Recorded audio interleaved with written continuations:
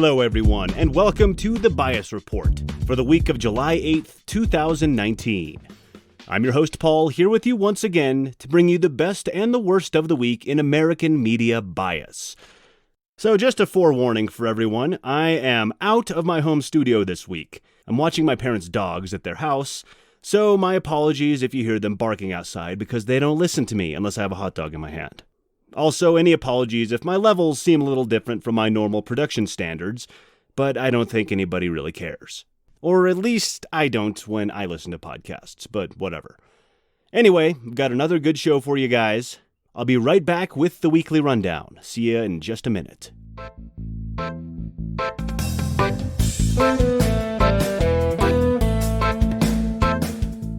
And I'm back. Time for the weekly rundown. The segment where I take a look at headlines from across the political spectrum in America, from the left, right, and all other points on the map, and read into them with absolutely zero context or fact-checking. Today, I'm going to start on the left. Here we go. From CNN. Analysis. Trump's power play on UK envoy sends ruthless message to allies. So, honest question here. Do you think that if Hillary Clinton had been elected, that CNN would ever refer to anything she did as ruthless, even though I'm sure some stuff could have been? I don't think so. But Orange Man does it. It's ruthless. Up next from MSNBC. Failing self-awareness. Boycott-loving Trump condemns boycotts. Uh-oh, flip-flop alert. People aren't allowed to have different stances on different topics. Everyone knows that. And especially if your name is Donald J. Trump. Although, to be fair, he really is all over the place with basically everything that comes out of his mouth. So, I guess I could give MSNBC a bit of a pass on that front. Up next, from Alternet. Trump acts like Alex Acosta is the victim in the Jeffrey Epstein case, in a rambling and nonsensical answer. Trump bad, nonsensical, rambling. And we clearly have all the respect in the world for the president. Up next, from CNN. Trump makes 6 false claims during his social media summit. Once again, CNN acting like a 6-year-old when it comes to Trump's inaccuracies. I'm 6 3/4. He told 6 lies. I mean, who's really keeping track anymore? Up next, from Jacobin.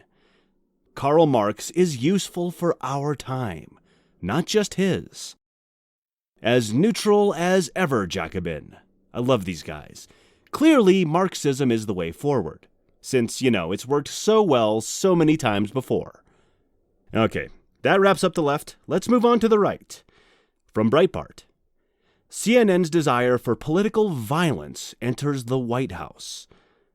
Well, you are correct once again, Breitbart. CNN is clearly the problem with inflammatory polarization. The right would never stoop to such lows. Up next from Fox News. Obamacare's fate may change soon, and Dems want to blame Trump for their mess. Clearly, Obamacare is all the Dems' mess. Republicans in Congress have absolutely nothing to do with any of our nation's problems, right? Is that what you're trying to say? Up next from Fox News. Mueller testifying won't work out the way Dems think. Poor delusional Dems, still clinging to hope that their savior will get rid of our American hero Trump. Well, they're in for quite a surprise, aren't they? Up next from The Blaze. Ocasio-Cortez's chief of staff admits the true goal of the Green New Deal. Uh-oh. Admits the goal? Let me guess. To destroy American jobs while spreading the myth of climate change. Those Dems are more out of hand by the day. Up next from PJ Media. Most Americans didn't care enough to watch the Democratic debates, poll finds. Well, yeah, what's the point? A bunch of Dems yelling at each other? I'll tell you what, we should just be planning Trump's next inauguration, if you ask me. All right, that wraps up the right. On to the other category. Up first from The Blaze. Miley Cyrus vows not to have children till climate change is solved and fish are, quote, in the water. Wow, I thought Elon Musk had ambitious plans. Well, this just in, it looks like Miley won't be having any children, ever. Unless maybe Xi Jinping just is dying to see the next generation of Hannah Montana. We'll see. Up next, from UPI. Veterinarian. Colorado dogs getting high from eating human poop. So that's why my dog is so obsessed with treats all the time. Come to think of it, my parents' dogs that I'm currently watching too. I wonder where they're scoring their dookie from. Up next, from NPR. Bodie McBoatface, internet-adored sub, makes deep-sea discovery on climate change. So, Bodie McBoatface is in on the lie now, too. What a shill. Wake up, Bodie. You've been brainwashed by the left. And, scientific consensus or whatever. Up next, from my new favorite, The Natural News. You are not even close to being prepared for the chaos that's coming. Well, that's not an inflammatory headline at all, Natural News. I thought you guys were so much better. Well, I better read this so I can be prepared for the, quote, chaos that is coming. And finally, from Fox News, black bear photographed enjoying sunrise at hotel. Look, guys, the bear bias that I frequently refer to is not quite so bad this week.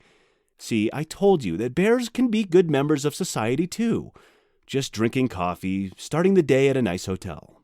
Although, I've got to admit something, guys, my whole bear bias thing. So the other night, I'm up here in the mountains of Colorado watching my parents' dogs, and they start barking in the middle of the night. And guess what? It was a bear in the backyard ripping down my dad's bird feeder. So as much as I like to stand up for bear civil rights, it's kinda hard when it comes into literally your own backyard. I say it's a problem with the system, not the bear. Okay, that's all for this week, guys. Thanks for tuning in. As always, if you have any friends or family who you think might enjoy the show, tell them they can find me on Twitter at bias_report, on Facebook at The Bias Report, or at my website, thebiasreport.com. And just a reminder, if anybody has any input, ideas for the show, or pure disdain for me, Paul, write it down and email it off to thebiasreport@mail.com. I thought I should point out this week, it's thebiasreport@mail.com, not the other kind of mail. I hope to hear from you guys, and I will be back next Friday with a brand new show. I'll see you then. Bye-bye.